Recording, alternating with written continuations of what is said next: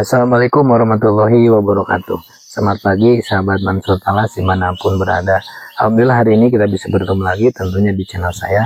Nah kebetulan teman-teman hari ini saya pagi ini berada di salah satu kebun kemitraan dan akan dilaksanakan panen. Jadi saya akan mengajak teman-teman semua untuk bisa menonton atau menemani saya ketika pemanenan ini berlangsung, supaya teman-teman nanti punya gambaran dan punya ilmu juga untuk bagaimana cara memanen talas pratama, dan khususnya ini talas pratama 1 teman-teman. Jadi ikuti terus video saya dari awal sampai akhir dan jangan lupa juga like, komen, dan subscribe.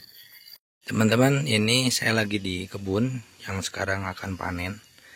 Ini pratama 1 teman-teman. Jadi pertama untuk panen itu kita harus pangkas dulu semua batang yang akan dicabut, kemudian nanti baru dicabut. Kenapa ini dilakukan? Supaya kita tidak repot banyak air embun kalau pagi-pagi, ataupun mengurangi kadar air si talasnya. Kemudian supaya tidak terlalu getahnya teman-teman. Jadi kita pangkas dulu. Saat dipangkas, dicabut, kemudian kita kumpulkan, dikeringkan dulu sebelum si akarnya kita bersihkan. Ini usianya udah 8 bulan teman-teman. Jadi untuk pratama 1 teman-teman, ketika tanam pratama 1 harus perhatikan. Jadi kalau sudah tua teman-teman, pratama 1 itu dia mengecil. Nah, mengecil seperti usia sekitaran 3 bulan. Jadi mengecil daun, kemudian si batang juga memendek. Nah seperti ini ya, jadi ini mengecil tetapi umbi besar teman-teman. Jadi inilah ciri-ciri pratama 1 yang sudah siap panen dan si umbinya tua maksimal, karena pratama 1 itu harus minimal di 8 bulan supaya menghasilkan umbi yang tua dan tekstur yang pulen teman-teman. Nah teman-teman, karena hari ini kita akan panen di kebun talas ini, saya juga sekaligus akan mengajak teman-teman bagaimana cara memanen yang benar dan supaya bisa meminimalisir juga, karena si talas ini waktunya sangat cepat teman-teman. Jadi gampang busuk, apalagi di musim hujan seperti ini. Nah teman-teman, sebelumnya ketika kita akan panen di talas pratama ini, saya biasanya melakukan dikupas dulu, dipangkas dulu teman-teman. Jadi si batangnya kita pangkas ya, kita pangkas dulu supaya pertama tujuannya kadar airnya menurun, kemudian si getahnya juga mulai kering teman-teman. Karena ketika kita panen langsung seperti ini, apalagi di pagi hari, ini akan banyak sekali embun, akan banyak sekali air, dan akan merepotkan yang manen. Jadi kita pangkas lebih dahulu si batangnya, kemudian nanti akan kita lakukan penyabutan. Nah kemudian untuk petani yang manen, saya sarankan untuk panen talas pratama ini 3 orang ya teman-teman, karena lumayan agak repot untuk panen talas pratama ini, terutama di pembagian pembersihan si batang dan pembersihan akar. Jadi harus ada 3 orang. Kenapa harus 3 orang? Karena misalkan yang 2 bagian membersihkan akar, yang 1 orang pangkas dan nyabut. Karena perbandingan waktu pembersihan akar dan nyabut itu akan sangat lama sekali menyabut akar atau membersihkan akar dibanding nyabut dari pohonnya seperti ini. Jadi disarankan untuk 3 orang supaya bisa lebih cepat. Karena untuk talas pratama ini ketika diambil, dipanen, nah besoknya kita harus sudah dijual teman-teman ya, sampai sudah kita bersihkan akarnya 2 hari masih di tangan petani, itu akan sangat beresiko untuk si talas pratama ini. Karena talas pratama ini dia jadi sifatnya busuknya cepat teman-teman. Makanya petani harus bisa berpacu waktu untuk pemanenan talas pratama ini. Nah teman-teman, langkah awal sebelum kita cabut si talas ini, biasanya saya lakukan dulu pemangkasan seperti ini teman-teman. Jadi dipangkas ya, dipangkas batangnya dan akan menjadi seperti ini. Ini kenapa? Supaya si getah yang ada di talas ini mengering dan air yang ada di daun serta di di batang ini mengurangi, supaya petani tidak repot untuk langsung menyabut ini, karena ketika langsung kita cabut dengan keadaan seperti ini pasti petani akan basah kuyup teman-teman. Nah setelah kita pangkas semua baru mulai kita cabut ya, seperti ini. Nah jadi enteng teman-teman ya. Nah untuk setelah dicabut teman-teman, ingat kalau dicabut untuk penyimpanan ya, setelah dicabut kemudian kita simpan. Nah teman-teman usahakan simpannya seperti ini. Nah kan ini akan sangat banyak sekali air yang akan keluar dari batangnya ini. Supaya kenapa harus disimpan seperti ini, supaya kadar air yang ada di batang ini tidak ada dan kering.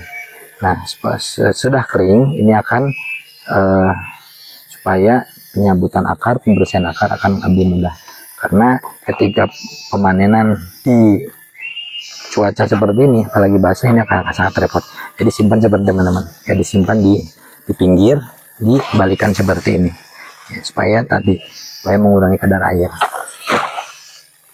Teman-teman, untuk panen talas pertama ini diusahakan sesuai kebutuhan ya teman-teman. Contoh di sini kita hanya memangkas separohnya saja, habis seperempatnya saja, karena ini saya hanya mengambil buat sampel sekitar 150 kiloan teman-teman.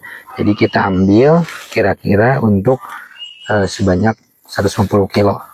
Kenapa harus sesuai kebutuhan? Karena untuk talas pertama ini jangan sampai teman-teman itu memanen tetapi belum ada yang siap membeli. Semakin lama talas pertama ini kita ambil, sudah dibersihkan dan disimpan di rumah ataupun di gudang, ini akan beresiko busuk teman-teman. Jadi talas pertama ini hanya kuat di petani ini setelah diambil ya sekitar 3 hari harus sudah ada yang ambil teman-teman. Makanya tips saya untuk pemanen talas pertama ini diusahakan sesuai kebutuhan ya teman-teman. Kalau misalkan teman-teman hanya membutuhkan 200 kilo ya ambil 200 kilo, bersihkan kemudian jual. Tetapi kalau misalkan ada yang butuhnya semua satu kebun, itu baru kita pangkas semua, cabut semua, kemudian bersihkan semuanya, dan harus segera diambil sama yang beli. Nah, supaya si talas pertama ini aman sampai di konsumen. Artinya konsumen juga akan mendapatkan barang yang fresh, petani juga tidak khawatir untuk pemanenannya. Jadi setiap yang diambil, dipanen, dibersihkan sudah pasti ada yang membelinya. Seperti itu teman-teman. Nah ini teman-teman proses pembersihan akar. Jadi pembersihan akar ini akan repot apalagi ketika pemanenan di musim hujan seperti ini. Jadi repotnya si akar ini basah, jadi nyatu dengan tanah. Ketika kita cabut dengan tangan akan licin teman-teman. Nah makanya kita gunakan pisau seperti ini. Tetapi teman-teman kalau menggunakan pisau seperti ini nanti hasilnya seperti ini teman-teman. Jadi banyak kulit si talas yang terkupas sedikit, tapi ini gak apa-apa. Tapi teman-teman ketika kondisi barang seperti ini banyak yang terkupas dengan pisau yang tadi pembersih, nah, maka harus segera dijual ke konsumen teman-teman ya. Karena ketika banyak kupasan seperti ini, umur talas ini akan sangat pendek dan akan gampang busuk. Makanya pendek teman-teman panen di musim basah seperti ini harus cepat-cepat dibersihkan, kemudian harus cepat-cepat dijual. Nah, jadi untuk solusinya bagaimana supaya gampang pembersihan? Nah, kalau teman-teman ingin panen talas di musim seperti ini supaya lebih gampang, ya teman-teman panen dulu, potong dulu seperti ini, dikeringkan seperti tadi saya sampaikan, disimpan dibalik dan diamkan dulu 1 hari teman-teman. Baru besoknya kita bersihkan. Insya Allah kalau di 1 hari kan itu bisa agak kering dan lebih gampang untuk dibersihkan teman-teman. Saya ulas sedikit kenapa Pratama 1 ini panennya harus tepat waktu, karena talas Pratama ini memang dia usia panen harus lebih dari talas pratama 2 ataupun pratama 3. Minimal ya teman-teman, minimal 9 bulan pratama 1 ini baru bobotnya akan besar dan teksturnya dia akan pulen karena sudah tua.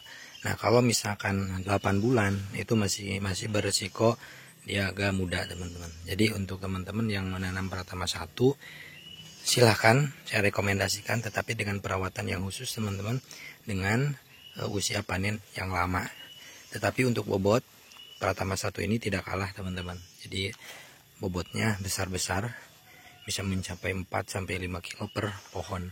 Tetapi memang kekurangannya itu dia pemanenan lama, dan di pemasaran banyak yang mengira bahwa pratama 1 ini kualitasnya tidak bagus. Tetapi bukan tidak bagus teman-teman, tetapi yang tidak bagus ini pratama 1 yang belum memasuki usia panen yang pol teman-teman, seperti itu.